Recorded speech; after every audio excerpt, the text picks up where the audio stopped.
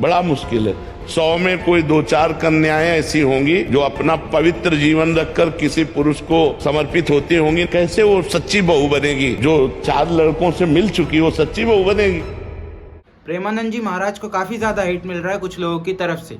कुछ लोग कह रहे हैं आपसे ऐसी उम्मीद नहीं थी, आपने महिलाओं के खिलाफ ऐसा बोला। अब वो सही बोला गलत बोला, मेरा ओपिनियन क्या है वो बाद में देखेंगे। पहले आप ये पूरी क्लिप देखिए, क्योंकि आपने जो अभी क्लिप देखी वो आधी कटी हुई क्लिप थी। जो 4 लड़कों से मिल चुकी वो सच्ची बहू बनेगी? जो 4 लड़कियों से मिल चुका वो सच्चा पति बन पाए? 6 सेकंड की क्लिप और चला देती दीदी तो पता चल जाता किसी जेंडर को नहीं, वेस्टर्नाइजेशन एंड खराब कल्चर को कॉल आउट किया गया था। लेकिन उससे फायदा नहीं होता ना, टीआरपी नहीं मिलती। जैसे एसएससी एग्जाम पर बात करने से टीआरपी नहीं मिल रही। खैर, एसएससी पे जो पिछला वीडियो मैंने बनाया मुझे पता था उस पे व्यूज नहीं आएंगे, पर जो मेरा काम था वो मैंने किया। पर ये काम तो न्यूज चैनल वालों का था ना। जाने माने संत प्रेमानंद महाराज के लड़कियों पर दिए बयान के बाद विवाद बढ़ते जा रहा है। मध्य प्रदेश के एक युवक ने प्रेमानंद महाराज का गला काटने की धमकी दी है। कैसे वो सच्ची बहू बनेगी? प्रेमानंद के इसी बयान के बाद सोशल मीडिया से लेकर सड़कों तक बवाल मच गया है। हर तरफ उनके इस बयान का विरोध हो रहा है। सतना के रहने वाले शत्रुघ्न सिंह ने फेसबुक में पोस्ट किया कि मेरे घर के बारे में बोलता तो मैं प्रेमानंद की गर्दन उठा। चारों कोनों पे चिट्ठियों के ऐड चलाने वाले ये चैनल, 5 मिनट की बात को 6 घंटे की बहस में 6 लोगों के साथ बैठे रहने वाले ये चैनल, इनका कोई भरोसा नहीं दोस्तों। इनका बस चले तो 6-7 घंटे इस बात पे बहस कर लेंगे कि छोटा भीम की शादी इंदुमती से होगी कि चुटकी से। चुटकी चुटकी चुटकी। और एक्चुअल मुद्दों पे तो इनसे बात करवाई मत लो ना, नक्को बिल्कुल नहीं।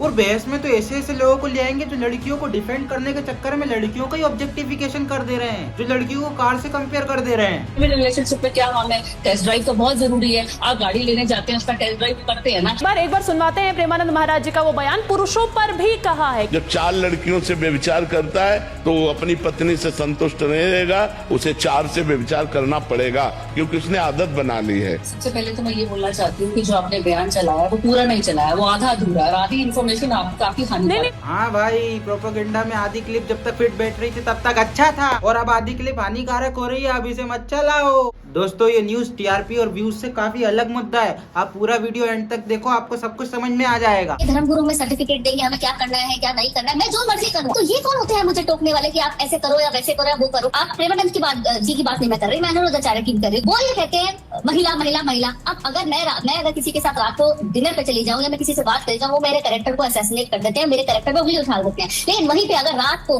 लड़का बाहर रहे, लड़के पे कोई उम्मीद नहीं लेकिन लड़की पे सारी उम्मीद। देखिए, लिव-इन रिलेशनशिप पे क्या हम है, टेस्ट ड्राइव तो बहुत जरूरी है। आप गाड़ी लेने जाते हैं उसका टेस्ट ड्राइव करते हैं। दोस्तों, न्यूज वालों ने दिखाया, मेन के बारे में भी बोला है, स्टिल वुमेन कार्ड खेलना है। दोस्तों, मैं जानता हूँ विमेन्स के साथ काफी ज्यादा भेदभाव होता है, उनको काफी ज्यादा जजमेंट का सामना करना पड़ता है। लेकिन यहाँ ये मैडम लड़की को कार से कंपेयर कर दे रही है। मैडम, कार को तो बेचा भी जा सकता है, अपने पति को बेच दोगी क्या पता भाई, बेच भी दे, आजकल कुछ भी हो रहा है। और हाँ, अनिरुद्धाचार्य जी महाराज ने भी एक बार ऐसी चीज बोली थी। देखो, ये जो मुंह मारने वाली बातें है ना, इन चीजों को मैं डिफेंड नहीं कर सकता, क्योंकि ये बातें अच्छी नहीं लगती। और वैसे भी ये चीजें उन्होंने सिर्फ महिलाओं को कही थी, तो उसके बारे में मैं कुछ भी ओपिनियन देना नहीं चाहूंगा अपना। इसके बावजूद लोगों को गुस्सा नहीं आ रहा था, तो इन्होंने क्या करा, दिशा पटानी की बहन जो खुशबू पटानी है, उनकी जो क्लिप थी ना जिसमें अनिरुद्धाचार्य जी महाराज को रिप्लाई कर रही थी, उस क्लिप को उठा के प्रेमानंद जी महाराज की वीडियो की जो क्लिप है ना उसके साथ जोड़ के अटैच करके अपलोड कर दिया। और क्या बोल रहे हैं कि प्रेमानंद जी महाराज को वो लड़की रिप्लाई कर रही है, खुशबू पठानी रिप्लाई कर रही है। अब बताओ, अब गुस्सा आया होगा ना। और ऊपर से वो अलग डिफेंड करती फिर रही है इंस्टाग्राम पे कि इनको नहीं, मैंने इनको बोला था। मेरा प्रेमानंद महाराज जी की वीडियो से कोई लेना देना नहीं है, मैंने उनके लिए कुछ नहीं बोला। मेरा पूरा वाक्य, हर चीज अनिरुद्ध आचार्य जी के लिए था। अब बात आती है मेरे ओपिनियन की, तो मोस्टली लड़का और लड़कियां कुछ भी प्लान करके रिलेशनशिप में नहीं आते हैं। इसको पकड़ूंगा, इसको छोड़ूंगा, इसको पकड़ूंगा, इसको छोड़ूंगा, उसके साथ रहूंगा, इसके साथ नहीं रहूंगा, इसके साथ रहूंगा, उसके साथ नहीं रहूंगा। ऐसा नहीं होता कि मल्टीपल रिलेशनशिप में वो रहते हैं या रहना चाहते हैं। वो कुछ म्यूचुअल अंडरस्टैंडिंग्स होती है जिसमें तेरे साथ रहना तो रहना है, बात खत्म।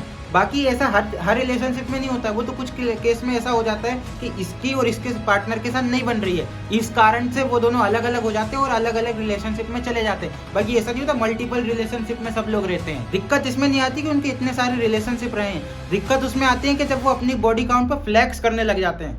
भाई, मैंने तो 12 बंदियां पटाई हैं, बहन मैंने तो 6 बंदे पटाए हैं, भाई ये कोई फ्लेक्स करने की चीज नहीं है। और जो लोग ये सब चीजें कर रहे हैं ना, मल्टीपल अफेयर रख रहे हैं, कई सारी चीटिंग्स कर रहे हैं, कई सारी लड़कियों को लड़कों को चीट करते हैं, उन लोग को ये सब चीजें करने में मजा आता है। वो लोग ये सब चीजों को एंजॉय करते हैं। अभी के टाइम पे जो चीजें चल रही है, सिचुएशनशिप, फ्रेंडशिप, बेनशिप, बेनिफिट्स ऑफ फ्रेंड, मानो ना मानो दोस्तों, ये सब चीजें वेस्टर्न कल्चर से अपने इंडिया में आ रही हैं। और दोस्तों ये सारी चीजें काफी तेजी से नॉर्मलाइज हो रही हैं, और किस कदर नॉर्मलाइज हो रही है ये आप इस वीडियो को देखो, आपको सब पता चल जाएगा। सील भी उसी से तुड़वाते हैं जो हमें आईफोन के डब्बे की सील तोड़ने देता है। तुम कितनी भी सिक्स पैक्स बॉडी बना लो, हमारी बूटी तुम्हारे लैब पे नहीं, मर्सिडीज के एस क्लास में ही लैंड कर। दोस्तों मेरे को एक बात समझ में नहीं आती, जो लोग ज्यादा गलत होते हैं उन्हीं लोगों को इन सारी चीजों से गुस्सा क्यों आता है। एक इंसान जो बता रहा है दोनों जेंडरों की गलतियां, दोनों चीजों को कि इस कल्चर के हिसाब से ये अपने लिए सही नहीं है, तो उन लोगों को सबसे ज्यादा गुस्सा क्यों आती है जो सबसे ज्यादा गलत होते हैं। कुछ लोग क्या करते हैं, उस छोटी सी बात का काफी बड़ा मुद्दा बना देते हैं, जिससे वो जो बात को पॉइंट आउट किया जा रहा था, जिस टॉपिक को पॉइंट आउट किया जा रहा था,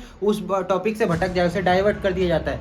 और इससे क्या होता है, जिन लोगों को गलत कर रहे हैं उन लोग को अपनी पर्सनल लाइफ में गलत करने का लाइसेंस मिल जाता है, क्योंकि इससे काफी सारे लोग एग्री कर गए हैं। भी किसी को चीट किया है कितनों को करा बताओ। अरे यार इतनी तो गिनती भी नहीं है जितनों को किया है। Very nice. लॉयल बॉयफ्रेंड और गुड इन बेड। ये ईमानदारी से ज्यादा कीमती चीज कुछ नहीं। ऐसे में बॉयफ्रेंड से लॉयल्टी चाहिए, और खुद की चीटिंग की तो गिनती ही खत्म नहीं हो रही। ऐसी लड़कियां है ना, लोगों का नजरिया खराब करती हैं।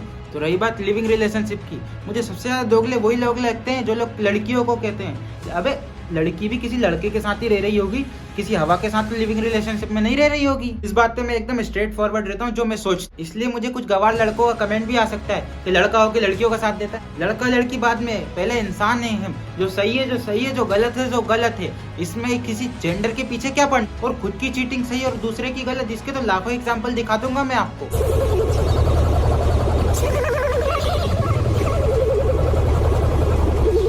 A few moments later. क्या प्रेम है? तुमसे अच्छा देखा उसकी तरफ झुक गई या झुक गए, ये प्रेम है। खुद का बॉयफ्रेंड होते हुए किसी दूसरे लड़के पे झुकाव रख के किसी छिचोरी लड़की से रिलेट करेगी ताकि फॉलोवर बढ़े, और एक तरफ ऐसे ज्ञान वाली वीडियो बनाएगी जिसमें बोलेगी प्यार सच्चा है तो किसी और लड़की की तरफ क्यों मुंह मारना, ऐसा दोगलापना क्यों, ताकि उसका बॉयफ्रेंड ये रील देख के खुद ही डिप्रेशन में चला जाए। ये तो अच्छी है, मैं ही बुरा हूँ, मैं ही बुरा हूँ। दोस्तों सच्चाई यही है, एक इंसान खुद की आज़ादी चाहता है पर दूसरे को बांध के रखना चाहता है। आज़ादी तो इस देश में लव की, एक्स्ट्रा मैरिटल अफेयर की, चीटिंग की, हर चीज़ की है। इंसान जब पकड़ा जाता है तभी वो गिल्ट में जाता है, जबकि उसको करते समय भी पता रहता है कि ये गलत है। अगर उसको इतनी फीलिंग की परवाह है अपने पार्टनर की तो वो गलत करता ही क्यों है। दोस्तों बस बात इतनी सी है कि आदमी आज़ादी चाहता है, वो सही है या गलत उससे उसको कोई फर्क नहीं पड़ता। जैसे ही उस गलती के लिए उसे कोई पॉइंट आउट कर देता है तो वो आदमी ऑफेंड हो जाता है। यहीं पे कुछ लोग कहेंगे जनरेशनल गैप की वजह से प्रेमानंद जी महाराज हमारी इस बात को समझ नहीं पाएंगे। एक तरफ देखो तो उन्होंने लव को भी सपोर्ट करा है। माता पिता को इस बात पर दुख पड़े, लेकिन आप अपने अनुकूल वर्ग से ही ब्याह कीजिएगा और भगवान से प्रार्थना कीजिएगा कि आपके माता पिता को अनुकूल वर्ग मिले और आप उसमें सम्मिलित हो। प्रेमानंद जी महाराज जो बात करते हैं वो धर्म की, शास्त्र की बात करते हैं, जो कि कई सारे लोगों ने पढ़े ही नहीं। बच्चे प्रेम विवाह पर ज्यादा विश्वास रखते हैं, ऐसे ही वो शादी का प्रस्ताव अपने माता पिता के आगे रखते हैं। तो इसमें महाराज जी माता पिता को क्या करना चाहिए? माता पिता को बच्चों का साथ देना चाहिए, पर ये निर्णय करते हुए कि कहीं वो बच्चापन में गलती तो नहीं कर। हमारे धर्म में राम जी ने अपनी पत्नी के लिए रावण का पूरा साम्राज्य खत्म कर दिया था। हमारे धर्म में सावित्री जी अपने पति के जान के लिए यमराज से भी लड़ गई थी। और आज के जमाने में क्या हो रहा है, बीवी अपने बॉयफ्रेंड के साथ अपने पति को ही मार दे रही, तो कोई हनीमून पे ले जाके पहाड़ से फेंक दे रही है, पता नहीं क्या क्या हो रहा है। और एक लड़का शादीशुदा लड़की के चक्कर में उसके पति को मार दे रहा है, और माँ अपने बच्चों को ये सिखा रही है। Mom has always told us to use protection. If you do anything, use protection. और मेरे से ज्यादा मेरी बड़ी बहन को बोला है तुम बाहर नहीं जाती, बहुत घर पे बैठते हो, थोड़ा बाहर जाओ आप। ये बोलते हैं। हाँ। किस लेवल पे ये चीजें नॉर्मलाइज हो रही हैं और कितनी फास्ट और स्मूथली नॉर्मलाइज हो रही है, इस बारे में तो अपन सोच भी नहीं सकते। प्रेमानंद जी महाराज को बच्चा हो, बूढ़ा हो, हर आदमी सुनता है, वो चाहे किसी भी रिलीजन का हो, हिंदू हो, मुस्लिम हो, लेकिन उनकी रिस्पेक्ट भी पूरी करते हैं। आप लोगों ने कुछ समय से नोटिस किया होगा कि बाबा और संतों को काफी ज्यादा टारगेट किया जा रहा है। छोटी छोटी चीजों को उनको काफी बड़े मुद्दों बना के प्रेस किया जाता है मीडिया और काफी सारे इंस्टाग्राम इन्फ्लुएंसर के थ्रू। मीडिया वालों को जब भी मौका मिलता है वो कभी भी किसी संत या किसी चीज के मैटर को बोलने में कभी भी चूकते ही नहीं, उसको डिफेम करने में कभी भी हिचकिचाते ही नहीं। एक्चुअली आप देखें तो हमारे माइंड में ये सारी चीजें बहुत प्यार से डाली गई है, काफी प्यार से हमें मैनिपुलेट किया गया है हमारे धर्म के खिलाफ। आपने छोटा भीम सीरियल करके तो देखा ही होगा, उसमें बुरा इंसान हमेशा बाबा का रोल करके आता था, जिसमें वो आखिरी में ईविल निकलता था, ताकि हर बच्चा बाबा को देख के समझे कि ये बाद में ईविल ही निकलेगा, बुरा इंसान है। आप लोगों ने मूवीज में कई बार सुना होगा हवस का पुजारी, इसी कारण से पीके मूवी भी अभी काफी ट्रेंडिंग में और काफी उसके मीम चल रहे थे, काफी ज्यादा सुर्खियों में थी पीके मूवी इस टाइम पे। अभी कुछ लोगों ने इंस्टाग्राम बायो में अपने भगवान के लिए कुछ चीजें लिख रखी हैं, कुछ टैग लिख रखे हैं, तो लोग उन चीजों से उन लोगों को जस्टिफाई करते हैं कि ये तुम लोगों ने ये लिख रखा है तो तुम लोग गलत ही होगे, तुम लोग सही इंसान नहीं हो सकते हो। मानता हूँ मैं सब लोग सही नहीं होते, कुछ गलत लोग भी ऐसी चीजें लिखते हैं, पर ऐसा सब इंसान नहीं होते, हर इंसान गलत नहीं होता है। अभी पिछले कुछ टाइम में सबसे ज्यादा रिस्पेक्टेड पर्सन प्रेमानंद जी महाराज ही थे,